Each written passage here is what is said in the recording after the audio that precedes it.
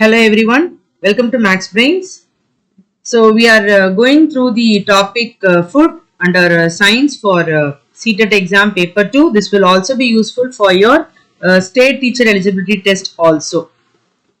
Under this chapter, we'll have to learn about components of food, various components of food, minerals, roughage, water, balanced diet, maintenance of food quality and nutrients. So we are going through this concept components of food, and the various components of food we have seen individually in detail, that is for carbohydrates, fats and proteins. Okay, so in this video we are going to see a comparison of carbohydrates, fats and proteins. I have given special reference to your NCERT textbook so that you'll know that I have taken it from the textbook, which is your syllabus. Okay, so this topic food is there in your class 6 NCERT textbook. If you are going to refer class 6, then you will be able to understand these concepts. Okay, so what are the things we saw under components of food? We saw that you have carbohydrates, fats and proteins.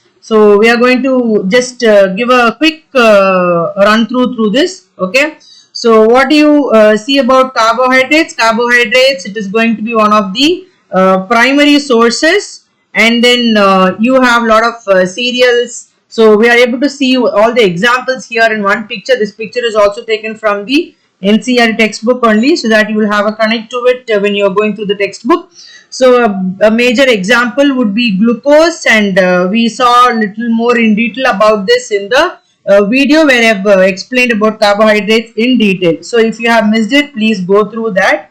So all these are there about carbohydrates. So these are all the sources of carbohydrates. Okay, if you want to know about carbohydrates in detail, please get back to that video so that you will learn little more in detail. Okay, next we'll have to learn about fats. So under fats, you can say that you have all these things which are coming under the fats. You have the ghee and various kinds of oils, animal fats, plant fats and all that. Okay, so all those comes under this. So you have sources from both plants and animals. So all this I have explained in the main video where I have explained about fats. Please go through that video so that you will know about it. So plants, it deals with all the seeds and all. Animal fats, you have the dairy product related to it. Okay, and fat, you call it as a source of stored energy.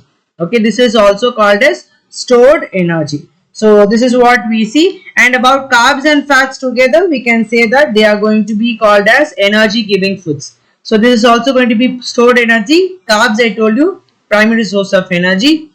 So carbs and fats together, we can call them as energy giving foods. So there is one more thing given in the NCERT textbook regarding the polar bears. Okay, so polar bears, when we see, we can say they have a lot of fat stored under the skin. So this will give them energy during their winter sleep, that is during their period of hibernation. Okay, so because during that period of hibernation they will not eat, they will be sleeping for many months. So in that time, what will give them food is only the fat which is deposited under their skin. Okay, so this is all regarding the fats. And next finally the proteins. Proteins are, again, it is going to be bodybuilding. Okay, proteins are going to be called as bodybuilding foods. So those two we saw as energy giving foods, these are going to be called as bodybuilding. That's why people who do bodybuilding, they concentrate more on their protein intake. Okay, so protein rich foods, they'll help in the growth and repair of our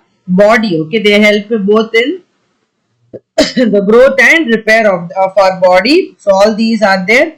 So proteins, when you see, you will have to take it in the right way. Okay, it should not be too much, it should not be less. So here again we have plants and animal sources. So what kind of proteins you get from plants and animals? So these are all some examples. And then the next one is going to be the next extra examples which are given in the textbook is going to be the mushroom. Okay, so mushrooms are also a good source of protein. So if you see about those who are like vegetarian, those who don't take non-vegetarian, you will be able to see they add a lot of mushrooms, they add a lot of paneer and all these stuff in their diet for their proteins. Okay, So if any of you are going through that diet, you need to remember that these things are going to give you, and all kind of pulses and dals. Okay, all these are going to help you in your protein intake. Okay, so thus we are able to comprehend and compare all these three: carbohydrates, fats and proteins. If you need to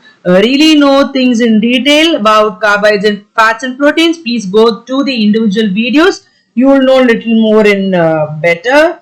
And then I'm also posting videos for child development and pedagogy. So I've already finished with the major theories which are needed.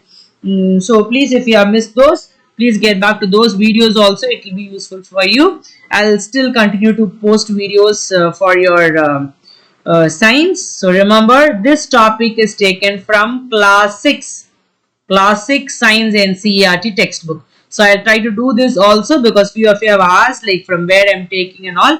So that's the reason I'm like relating it with your textbook so that you will know that this is taken. So if you are going to be working in a school, or if you have these textbooks, it will be easy for you to go through also. Okay, so hope you understood this concept of comparison between carbs and carbohydrates, fats and proteins. So see you again in the next video with the next component of food. Okay, so that will be the vitamins, or the vitamins, how we may call it. Okay, that we'll be seeing in the upcoming video. If you have anything else to share with me or ask me, you can do it in the comment section so that I'll also be able to address it to you accordingly. Thank you everyone.